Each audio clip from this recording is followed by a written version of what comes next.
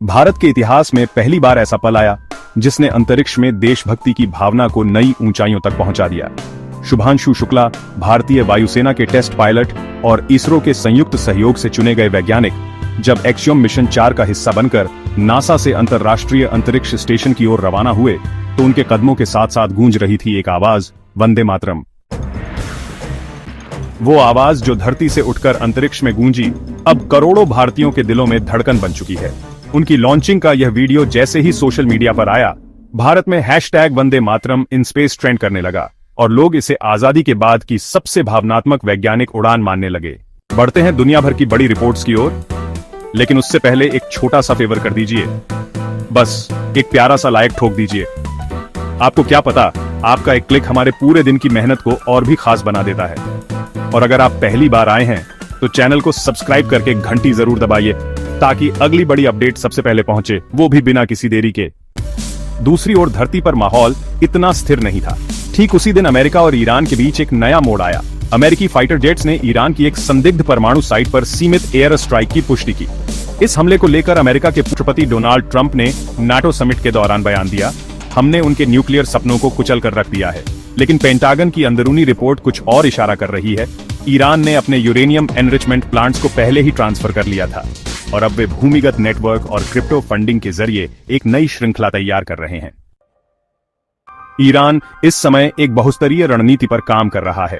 एक तरफ वो अमेरिका को खुली चेतावनी दे रहा है कि अगर फिर उकसाया गया तो स्ट्रेट ऑफ हॉर्मुज को पूरी तरह बंद कर देंगे, और दूसरी ओर उसकी सेना हॉर्मुज की समुद्री सीमा पर मिसाइल लॉन्चर्स और बोट स्क्वाड्स तैनात कर रही है। ये वही रास्ता है जिससे होकर दुनिया का 30% तेल सप्लाई होता है। अगर ये बंद हुआ तो पूरी ग्लोबल इकोनॉमी लड़खड़ा सकती है और इसकी सबसे बड़ी मार भारत, जापान, यूरोप और चीन जैसे देशों पर पड़ेगी। उधर यूक्रेन ने रूस के खिलाफ बीते 24 घंटे में सबसे बड़ा ड्रोन हमला किया। 40 से ज्यादा रूसी फाइटर जेट्स और 4 मिलिट्री रनवे पूरी तरह तबाह कर दिए गए। यह हमला ज़ापोरिज्जिया और कुर्स्क जैसे क्षेत्रों पर केंद्रित था जिनसे रूस अपनी दक्षिणी रणनीति को संचालित करता है। कुछ रूसी अधिकारियों ने इस हमले को NATO backed cyber drone operation बताया है, यानी इसमें सिर्फ ड्रोन नहीं बल्कि सैटेलाइट और एआई बेस्ड ट्रैकिंग सिस्टम्स का भी इस्तेमाल हुआ है। नेटो की तरफ से भी घटनाक्रम तेजी से बदल रहे हैं। नीदरलैंड्स में चल रहे नेटो समिट में ट्रंप और जेलेंस्की की ऐतिहासिक मीटिंग हुई जिसमें अमेरिका ने यूक्रेन को एडवांस हथियार सप्लाई की नई घोषणा की। सूत्रों के मुताबिक इस बार यूक्रेन को hypersonic defence system, AI guided anti missile units और लॉन्ग रेंज स्ट्राइक ड्रोन्स मिलने जा रहे हैं। यह वही तकनीक है जो अब तक केवल अमेरिका और इजराइल के पास थी। इससे रूस की चिंता और गहरी हो गई है क्योंकि युद्ध अब सिर्फ सीमा रेखा पर नहीं, तकनीक के स्तर पर लड़ा जा रहा है। भारत भी इस समिट में एक विशेष ऑब्जर्वर राष्ट्र के तौर पर शामिल हुआ है, जिसे कई जानकार नई वैश्विक व्यवस्था की दिशा में भारत का पहला कदम मान रहे हैं। भारत ने जहां खुलकर किसी पक्ष का समर्थन नहीं किया, वहीं अपनी मौजूदगी से यह स्पष्ट कर दिया कि अगली सदी की वैश्विक राजनीति में उसकी भूमिका केवल दर्शक की नहीं, निर्णायक की होगी। अब चलते हैं हवाई रास्तों की ओर, जहां हालात पहले से भी ज्यादा संवेदनशील हो गए हैं। कतर ने अचानक अपना एयरस्पेस बंद कर दिया है, जिसकी वजह से क्वांटस, सिंगापुर एयरलाइंस, लुफ्थांसा और एमिरेट्स जैसी कंपनियों की सैकड़ों फ्लाइट्स या तो कैंसिल हुई या रीरूट करनी पड़ी। कारण ईरान और अमेरिका के बीच एयर स्पेस क्रॉसिंग को लेकर संभावित संघर्ष। इससे एयरपोर्ट्स पर अफरा तफरी मच गई है और सैकड़ों यात्री फंसे हुए हैं। इसके पीछे का डर यह है कि कोई भी गलती या रडार ब्लाइंड जोन अचानक एक हवाई युद्ध की शुरुआत कर सकता है। इतनी संवेदनशील स्थिति के बावजूद दुनिया भर के मार्केट्स एक अजीब संकेत दे रहे हैं। तेल की कीमतें गिर रही हैं। ब्रेंट क्रूड, जो अभी हफ्ते भर पहले $81 था, वह गिरकर अब $67 तक आ चुका है।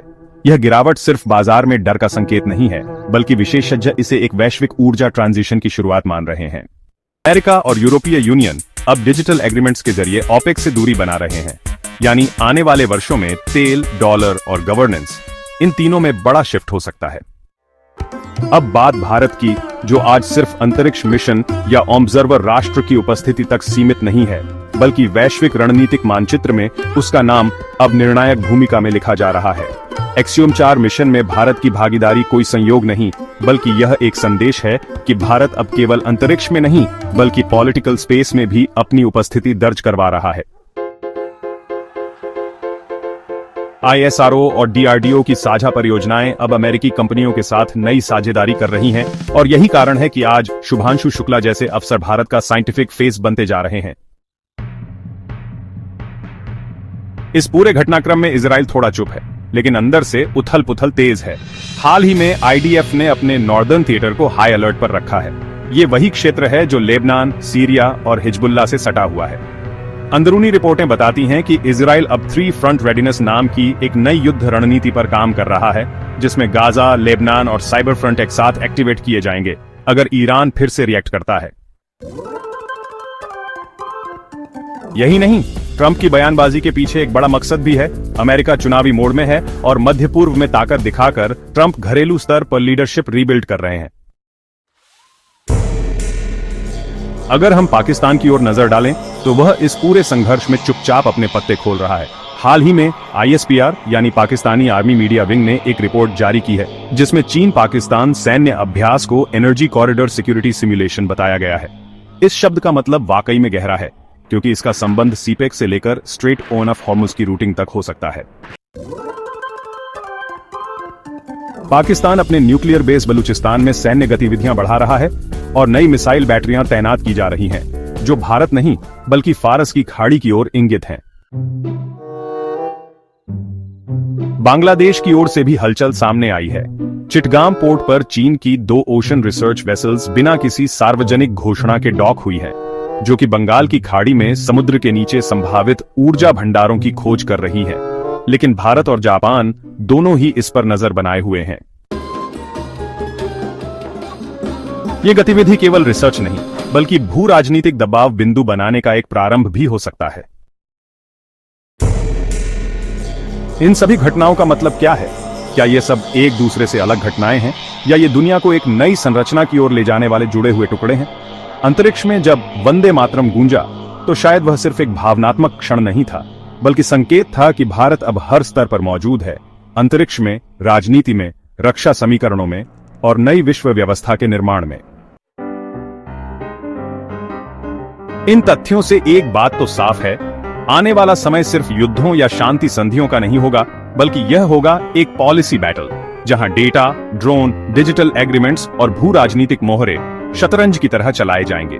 और अगर हम इन घटनाओं से आंख मूंदेंगे तो हम सिर्फ दर्शक बनकर रह जाएंगे। तो क्या ये सब वाकई में अलग अलग घटनाएं हैं, या फिर हम उस ग्लोबल चेस बोर्ड पर पहुंच चुके हैं जहां हर मोहरा अपनी चाल के लिए तैयार बैठा है और अगली चाल शायद वर्ल्ड वॉर जैसी कोई बड़ी टकराहट हो? अगर आपको यह विश्लेषण थोड़ा भी जानकारीपूर्ण या आंखें खोलने वाला लगा हो तो इस वीडियो को एक लाइक जरूर कीजिए। यह आपके लिए बस 1 सेकंड होगा, लेकिन हमारे लिए यह अगली बड़ी रिसर्च लाने की ताकत बनता है। और अगर आप चैनल पर नए हैं तो सब्सक्राइब करना मत भूलिए।